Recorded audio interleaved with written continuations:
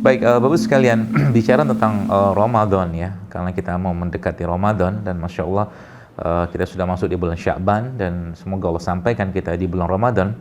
Ya, kita tahu bahwa Ramadan adalah bulan yang sangat luar biasa ya, sangat luar biasa. Kenapa sangat luar biasa? Tadi mungkin ada Ustadz Budi menyampaikan ini bulan Quran, bulan sedekah, bulan kebaikan ya. Kalau mungkin bahasa saya di bulan hamil juga gitu ya. Bulan hamil Ustaz. Ya, karena secara sains memang ternyata puasa itu memang meningkatkan kesuburan. Itu satu, ini pembukaannya dulu ya. Kemudian secara sains bulan Ramadan itu atau Ramadan atau puasa adalah detox terbaik. Jadi saya sering menyampaikan begini.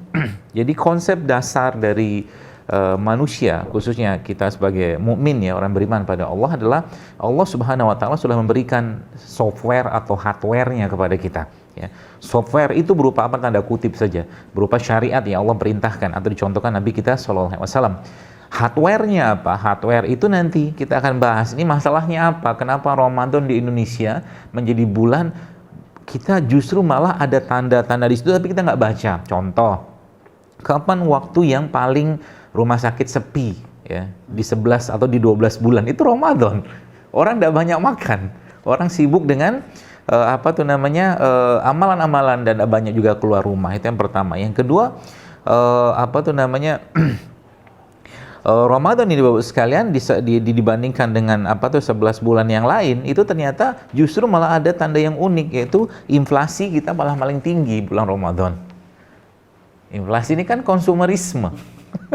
Jadi dua tanda tadi sebenarnya sudah memberikan sebuah sebuah clue lah ya, sebuah isyarat buat kita agar kita kembalilah pada Allah gitu kan. Nah, ini yang menarik Bapak Ibu sekalian. Kenapa menarik? Kalau tadi kita cerita tentang manusia itu kalau sejatinya saya, Ustadz Budi dan teman-teman Bapak Ibu sekalian diberi kesempatan untuk makan sama tidak makan, pasti kita pengen makan karena kita punya nafsu, beda sama malaikat.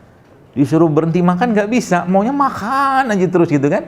Maka Allah Subhanahu wa taala memberikan perangkatnya. Kalau bahasa saya, memberikan perangkat itu berupa apa?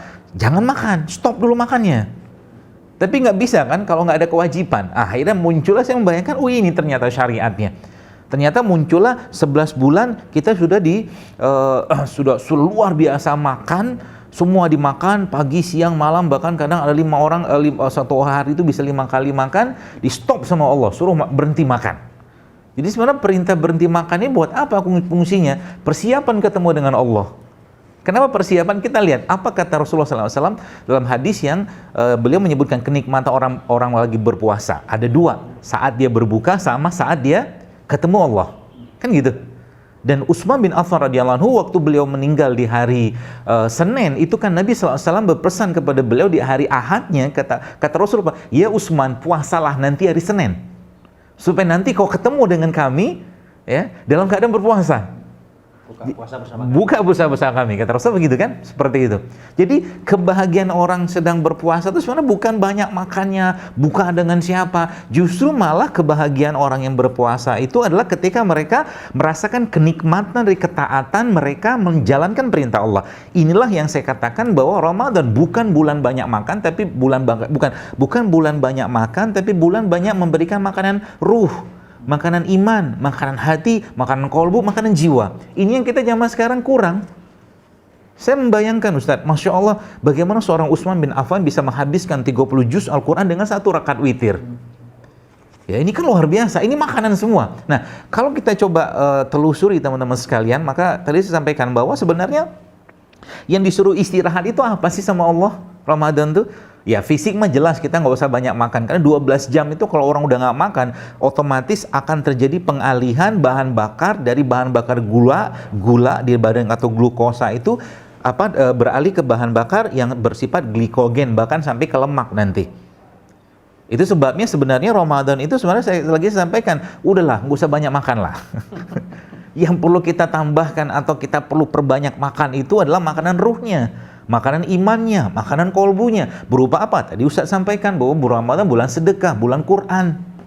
Itu yang diperbanyak. Bulan tidak banyak interaksi dengan manusia. Sebab apa? Karena konsep dasar adalah Islam. Begini.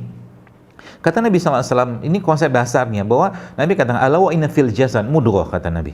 Ketahuilah dalam tubuh manusia terdapat segumpal daging. Kalau dia baik, iza sholat jasaduhu, wa iza fasada jasadukulu. Kata Nabi, kalau dia baik, baik semua, dia rusak semua.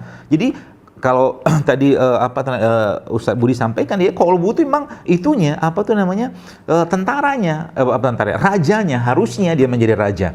Kalau dia diperlakukan sebagai raja, sekarang kolbunya dipuaskan dengan hawa nafsu, jiwanya, ya iman itu terus menerus dijokin lah kalau bahasa Jawa gitu, dengan hawa nafsu, sehingga boro-boro jadi raja dan justru malah jadi tentara, jadi budak, gitu kan, seperti itu. Sehingga apa? Apa yang dia lihat, apa yang didengar, apa yang dia rasakan berupa panca inderanya tadi justru malah melemahkan imannya. Jadi kalau tadi kita bicara tentang bahwa istrimu adalah ladang bercocok tanam, kata Allah, maka sebenarnya kalau kita lihat Bapak sekalian, ini konsep paling mudah untuk yang mau promil sebenarnya. Ya, bagaimana ladang itu, jadi gini, ilustrasi sederhana gini, saya jelaskan sedikit. Kalau Anda ketemu dengan petani yang biasa tanam padi lah gitu kan di ladang yang penuh dengan pestisida lah atau bahan-bahan kimia sintetik, maka kalau petani tadi insaf, dapat hidayah gitu kan, untuk mengubah lahannya menjadi lahan organik, maka ada satu konsep yang saya pahami waktu saya baca gitu, namanya land clearing. Land clearing itu, ya, land clearing itu apa? Jadi selama beberapa bulan itu lahan itu nggak ditanam, Ustaz, digemburkan. Gitu. Ada yang mengatakan 3 bulan, ada yang 6 bulan, ada 1 tahun. Jadi selama 6 bulan atau katakan 6 bulan gitu digemburkan terus, kasih pupuk organik segala macam dan kebutuhan dia untuk nanam, sehingga nanti tinggal tanam, tumbuh dia. Land clearing. Saya menambahkan di tulisan saya, pernah saya tulis dulu zaman di Twitter sebenarnya. Beberapa tahun yang lalu tuh, tentang namanya body land clearing. Body land clearing itu karena apa? Konsep dasar tanah bagi manusia itu perut, lambung. Jadi dengan orang itu diam, nggak makan, dia mengurangi yang tidak baik. Nanti kita lihat Nabi makan apa waktu Ramadan. Kenapa? Tadi Ustaz bilang kan bahwa Allah tuh nggak ingin mempersulit kita. Akhirnya apa? Coba bayangkan kalau kita disuruh makan, misalkan 4 sehat 5 sempurna gitu kan waktu buka puasa. Ribetnya minta ampun ya. Disuruh makan apa? Kurma kalau ada. Kurma itu isinya apa? Asam amino. Asam amino itu apa? Bahan bakunya kita. Tubuh kita itu kan isi asam. Dan jenis kurma atau kurma sebelum yang kurma ajwa, rutop atau tamar seperti itu kan kurma yang cepat sekali terserap untuk menjadi energi buat badan. Kalau nggak ada apa? Kita lihat ayat yang lain. Allah katakan, dan dari air waja'alna minal ma'i kulla syai'in hayy, kata Allah. Dari air kami jadikan segala sesuatu. Kan Nabi nggak ada kurma, Nabi suruh minum air. Itu kan bentuk penggemburan. Jadi kalau sekarang ini, tadi pagi saya sempat lihat ada video seorang syekh, seorang dokter di Mesir itu, dia khutbah juga, bisa lihat kan, bahwa ternyata kayak koronnya mas sekarang, dia katakan perbanyak minum air, dia bilang, basahi tenggorokan Anda, dia bilang, supaya apa? Karena si virus itu tidak akan bisa hidup pada lingkungan yang basah kayak begitu, badan kita. Tapi kalau dia kering cepat hidupnya, badan ya, seperti itu. Ya tadi begitu.